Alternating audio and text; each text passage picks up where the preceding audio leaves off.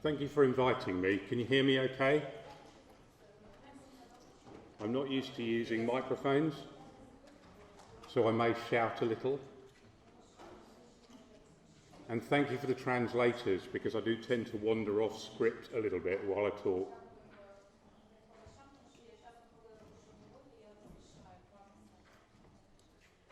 I'm going to talk today about preventing violence through animal investigations and animal campaigns.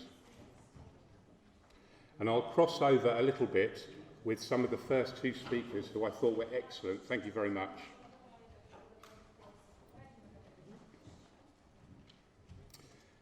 Afterwards I'll take some questions, but I can probably anticipate some of those questions. The first one is, I don't know what's happening with Brexit either.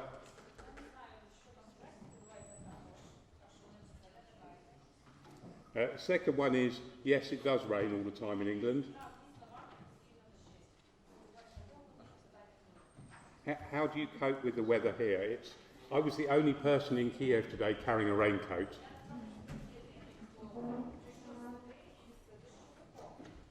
When I was here in February, it was thick snow. But what a beautiful country, and I've really, really enjoyed meeting everybody that I've met in Ukraine so far. So last question that I may get is, I know I've not met the Queen, but I have met Dr. Brian May, who, as you know, was part of Queen, and is a very, very keen advocate for animals around the world, but particularly in the UK.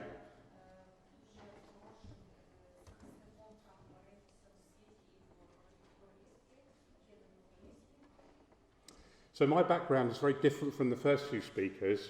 For 30 years I was a senior British police officer,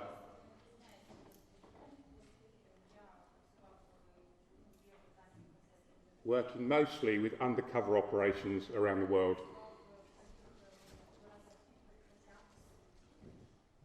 And for those that can't speak English, there's four particular cases here. There's a drugs case, a human trafficking case, a child murder case, and a counter-terrorism case. And that was the kind of work that I used to do.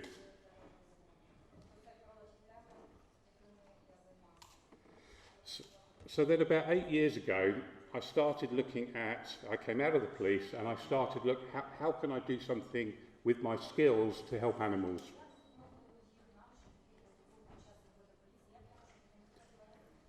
And started using some of the skills that I'd built up within police training to run investigations.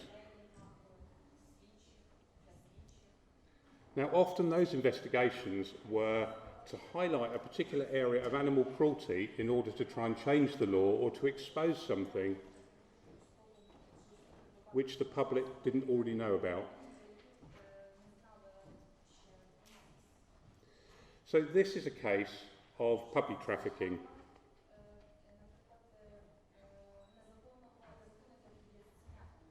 This photograph is probably now about 4 years old, and it started or was part of a project or a campaign to shut down the use of puppy farms in England and Wales. Now, it's only this week that the UK government has announced that it will be shutting down puppy farms from next year. So that is how long an investigation can actually lead to a campaign to lead to a result. And what's happening here is the pet shop owner is bringing the dogs from a van that's just arrived from Ireland in the back door of a pet shop, where they'll all be cleaned up. And buyers generally won't ask questions as to where they've come from. That's changing. This is another investigation which I worked on for just over 2 years, which was an undercover investigation into dogfighting. I was working with the BBC on this, and it was based in Bulgaria, but it covered about 29 countries around the world.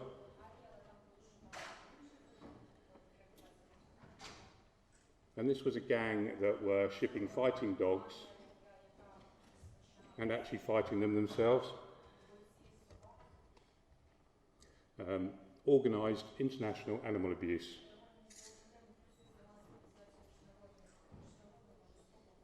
And just as an aside on that, in the US, 35% of all dogfighting warrants recover drugs and guns. It's serious crime.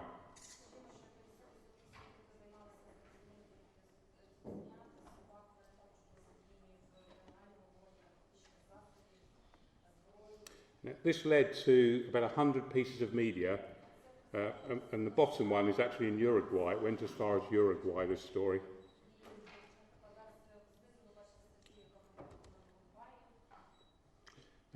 Bulgarian Ministry of Interior presumably were embarrassed, and in April they did a raid, made 58 arrests. And I had an opportunity to present this to the UK Parliament last month.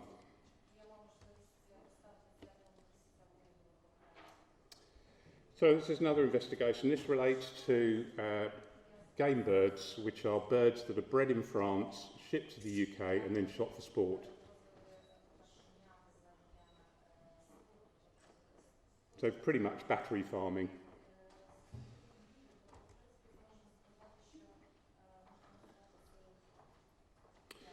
So the intention here was to show the route of the birds from their horrific existence in France to the fields of the UK where they were shot.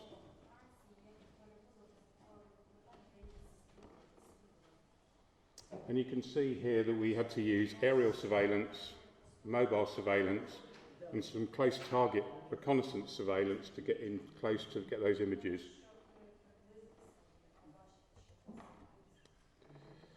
So those trucks had to be followed for about 19 hours, and it was actually 954 kilometres.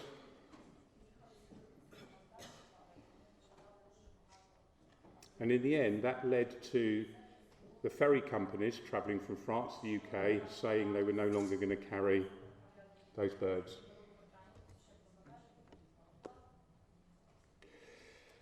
So, as a police officer and someone who's worked around the world, I'm pretty sure that crimes against animals aren't taken seriously in most countries.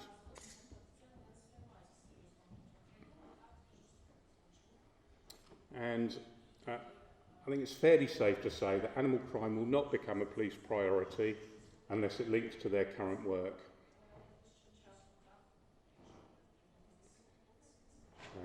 There's increasing priorities for police officers, from violent crime to social media activity.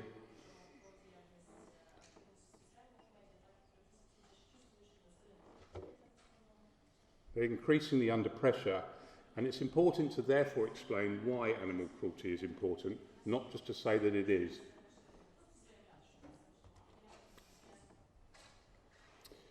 So coming from a police officer's perspective, my view is that until animal abuse is seen for what it really is, an indicator of further violence, as we've just heard, it won't be taken seriously.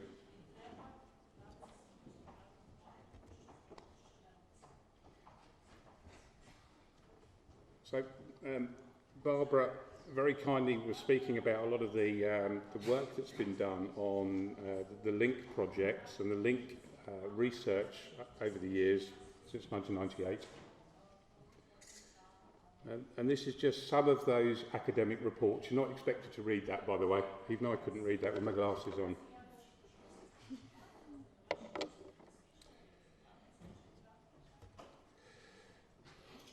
But I'm going to just summarise that, because what I wanted to do as an ex-police officer is break that down into something which police officers can actually manage.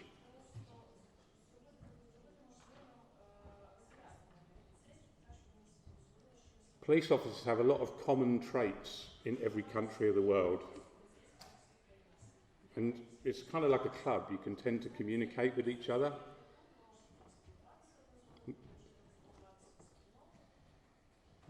So, in summary, simplifying it, the children's acts of abuse are some of the strongest and earliest indicators of conduct disorder. Big generalisation, but it's quite useful.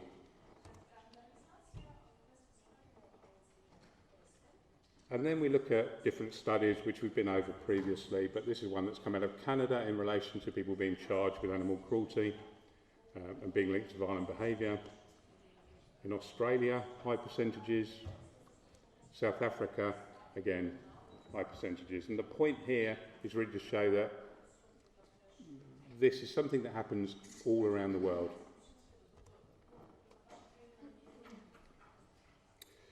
So I had a quick look at the domestic violence reports in UK and in Ukraine. And this is a subject which is massively underreported in every country. So these are not the police figures. But they're still fairly official figures. The Ukraine one comes from the United Nations. And it's a lot. There's a lot.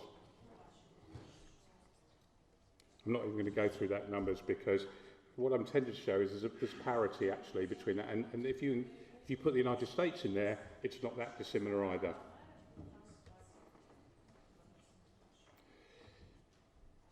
Now, I love talking about serial killers. I'm fascinated by serial killers. I read books on serial killers. And that's partly because no one sits next to me on the train. So don't worry, it's fine. I read books of serial killers. That's where my interest ends. So the likes of Jeffrey Dahmer, Ted Bundy, Edmund Kemper, these are all American serial killers who have been involved in animal cruelty before they went on to kill. And there was a case in Scotland very, very recently where a tragic killing of a girl called Alicia MacPhail. And I remember her name, I don't really want to remember the killer's name. But after she was killed, his garden was dug up and 3 mutilated bodies of a cat were found in the back garden.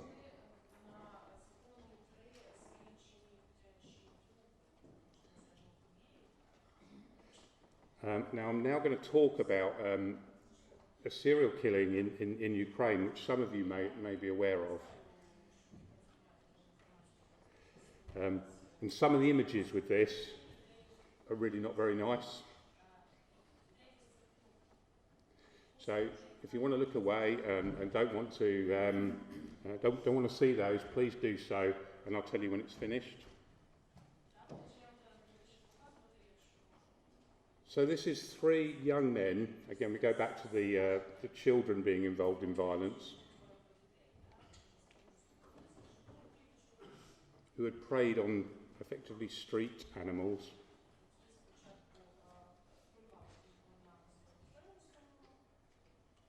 And filmed them and taken pictures of them having killed them. It wasn't long before they then went on and committed 21 murders. And there's a lot of similarities between the way they killed the animals and the murders, as there often is, as we've heard. Now, I'm told 2,000 police officers were involved in this. I can't check that fact. But it would certainly take a lot of police officers to investigate 21 murders. So, what I'd like to show you is a video. This is me subtly asking Lisa to put the video on.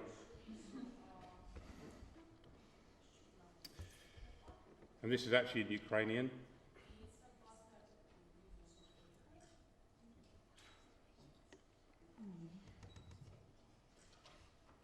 It doesn't really matter about the sound on this, actually. But so this is where the images are. And if you may have already seen this.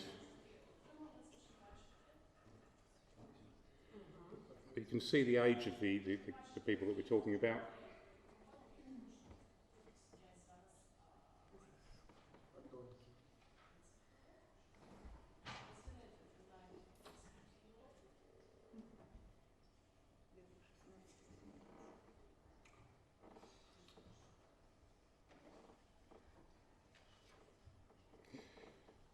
there's an estimate that roughly 10% of investigations now by the UK police are through social media,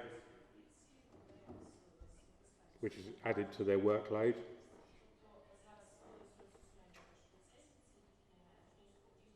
Actually, I think we can probably stop this. I think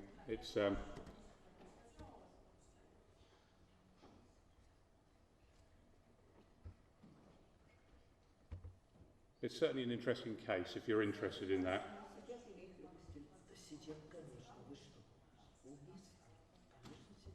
Присутній обвинувачений у жорстокому поводженні з твариною Олег Шкуренко, його адвокат та прокурор.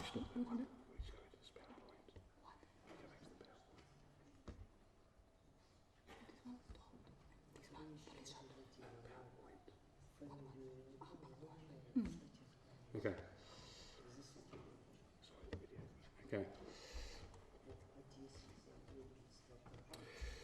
So from a police officer's perspective, most police officers haven't got time to read 30 or 100 academic reports before they go out and do their police work.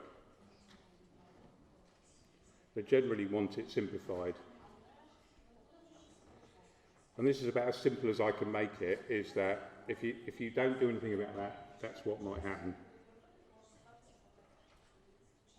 Animal abuse matters to communities and it's interlinked with other crime. The actual numbers don't matter too much as a police officer. So, since March 2018, because of the Nature Watch Foundation, who were already working in Ukraine with stray animals, we've embarked on a project to try and engage with the police in a number of different cities, as many cities as we can, using the experience that I've had as a police officer to try and talk to them about how much animal crime actually matters.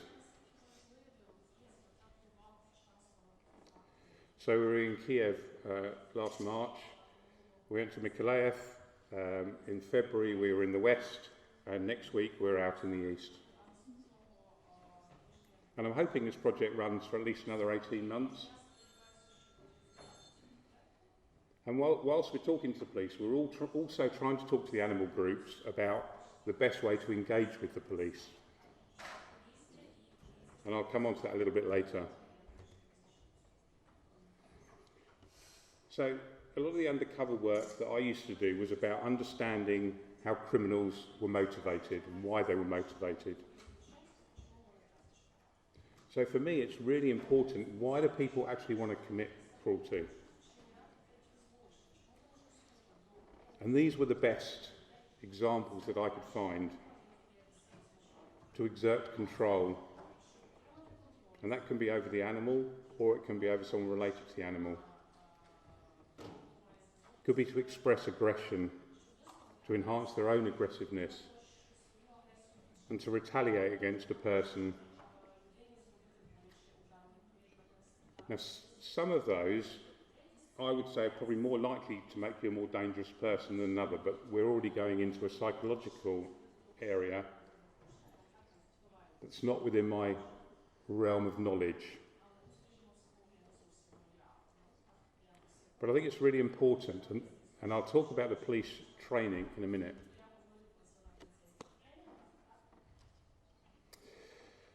So what does a police training consist of that we've been doing? Well,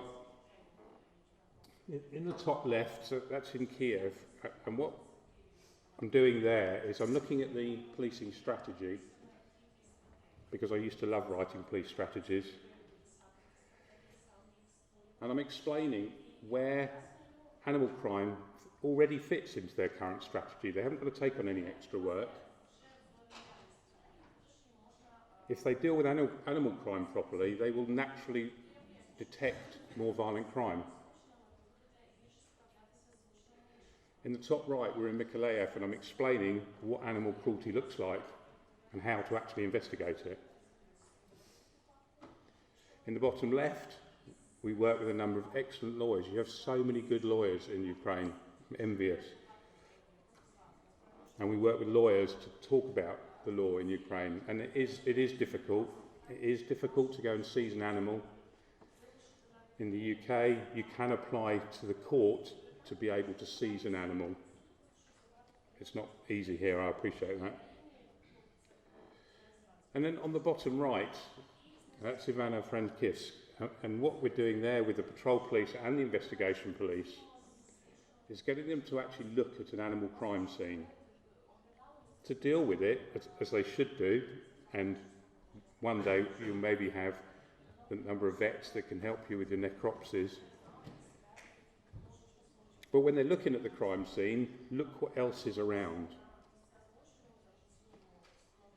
So, if you're talking to the owner of a dog, and the owner of the dog is a female member of the house, make sure that the partner is not there while you're having that conversation, because they may just open up to you. We know that criminals have what we call as a creeping declaration, so they will always admit to a lesser crime. And they may see that animal cruelty is a lesser crime, so they might admit to that, because the police officer may not then talk to them about the bruises on their partner, or the fact that the child is sitting quietly in the corner.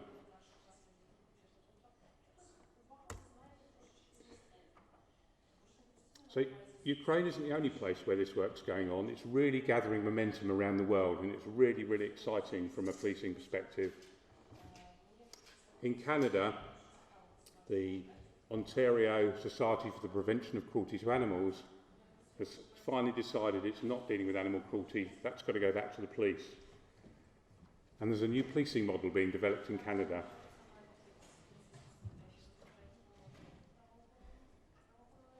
In Scotland, on the 1st of April this year, there was a new piece of law. It's Domestic Violence Act. And in that piece of law, it can count as a violence towards a partner if that person is cruel to an animal with the intention of causing abuse to that person. And that's the first piece of legislation that I know that that's happened. And what's really exciting, even more exciting, do I sound excited? What's even more exciting about that is it doesn't only relate to pets, it relates to farm animals. Now, you may already know this, but in the United States, since the 1st of January 2016, all animal cruelty offences are supposed to be uploaded to the FBI database for analytical work.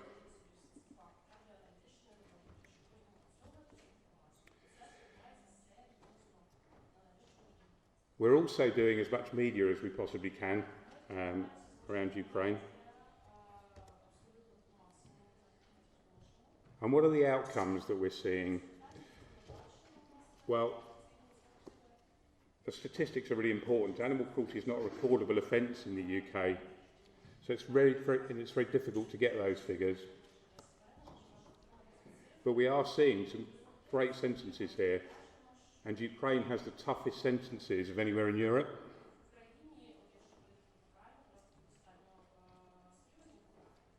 It's a good idea it's a good PR for the police as well. I don't know if you follow any of their Facebook pictures or Instagram, but they're seeing that they're supposed to be looking after a community, and animals are part of that community.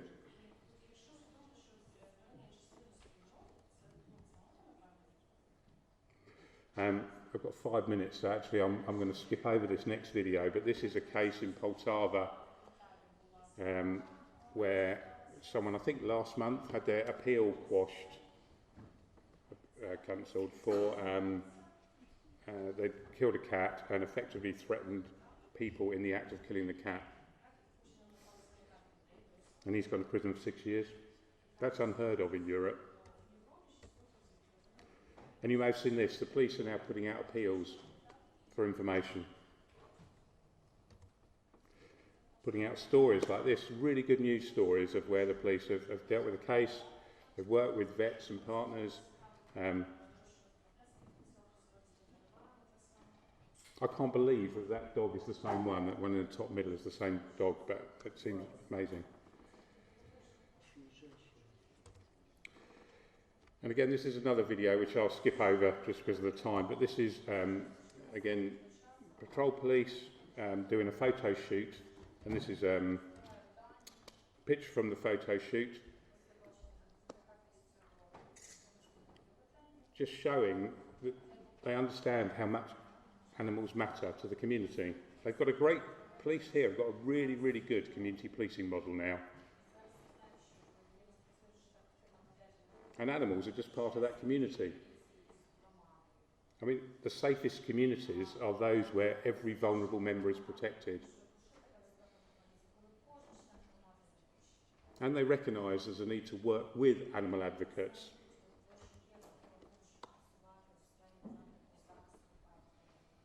Now, I borrowed this from the National Canine Research Council in the United States. Is this correct? Are all dogs individuals, or can we stereotype dogs?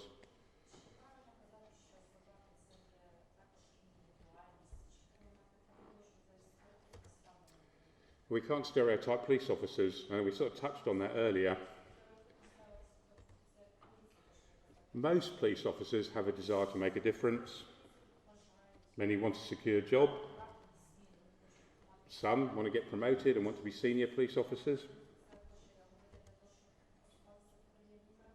Sadly, some police officers do it because they feel it's important, their own self-importance. Generally, police officers actually have a desire to protect the innocent. And then there are police officers that just do it because they enjoy the power. But you have to treat every police officer that you engage with as a different individual. And there will always be good police officers. It's interesting talking about a third and a third and a third in the police training. We trained Greek police officers about 2015, and there were 2,000 police officers, and it certainly wasn't a third of them that were interested, but at least if you can find a few, then you're making a difference. So this is a Facebook page that we've started up in Ukrainian, where we're going to be working through to offer advice that we can, and to try and put out good news stories and potentially try and do some training through so that we can reach right across.